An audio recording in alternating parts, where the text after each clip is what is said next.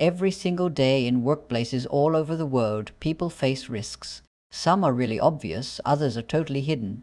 But what if one of the best tools for preventing accidents wasn't a piece of equipment at all, but just a simple daily conversation? Okay, let's get into this powerful habit, what we call the toolbox talk. So, to really get why this matters so much, let's start with a number.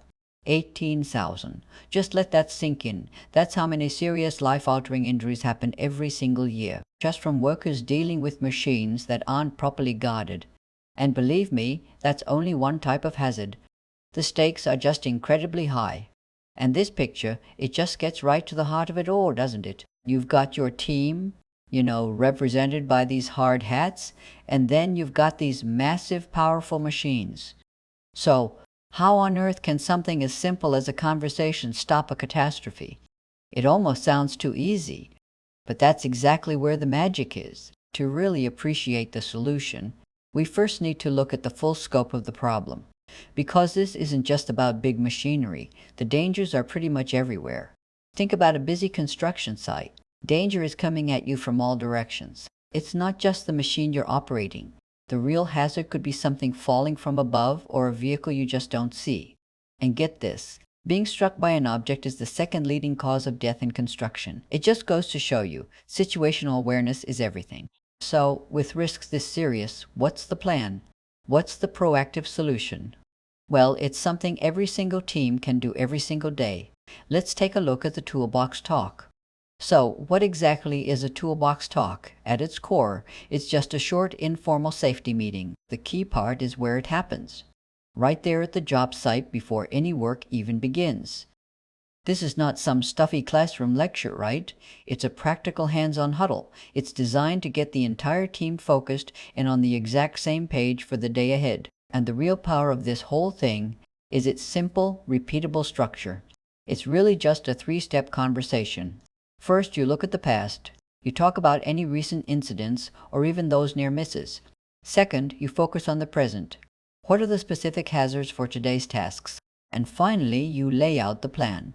What is the safe way to get the work done? It's simple, it's direct, and it is incredibly effective.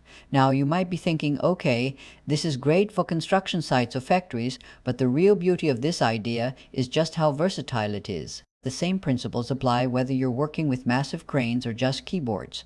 Let's see how these talks can adapt to totally different environments. In high-risk places like these, the little details matter a lot. This is where a toolbox talk gets really specific. You're not just saying, hey, be careful. You're reminding the team of concrete rules like always using taglines to control a load, staying clear of its path, and never ever walking between the load and the crane. These are the life-saving details a daily talk hammers home. And this shot, it illustrates the human element perfectly. That yellow guard is a physical barrier, right? It's a critical line of defense, but it only works if people understand why it's there, check that it's in place, and never ever try to bypass it. And that's a conversation. That's a toolbox talk. And then you've got the invisible dangers. You can see a truck. You can hear a crane, but you can't see electricity. And with over 400 deaths a year, talking about things like lockout-tagout procedures, insulated tools, and just identifying overhead power lines, well, it's literally a matter of life and death. The consequences of an electrical accident are just devastating. We're not talking about a minor shock here.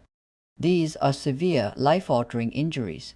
This is why a 5-minute talk about wearing the right insulated gloves or de-energizing a circuit isn't just a meeting.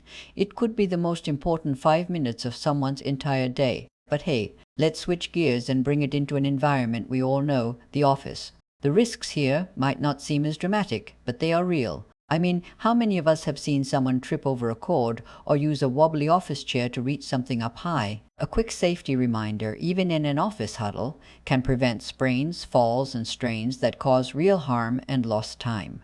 You see, the principle is universal. So this all brings us to the most important takeaway here. This whole thing isn't about a one-time training session. It's about building a culture. The crucial point is right here on this slide. The goal isn't just checking boxes for compliance. No way. The real goal is to create a state of mind, a culture where every single person on the team feels responsible for their own safety and for the safety of the person working right next to them. It's about turning a passive group into a proactive, safety-conscious team. And so we end up right back where we started with the team. It doesn't matter if it's 7 people or 70. That daily huddle, that simple conversation is what turns a group of individuals into a real team that has each other's backs.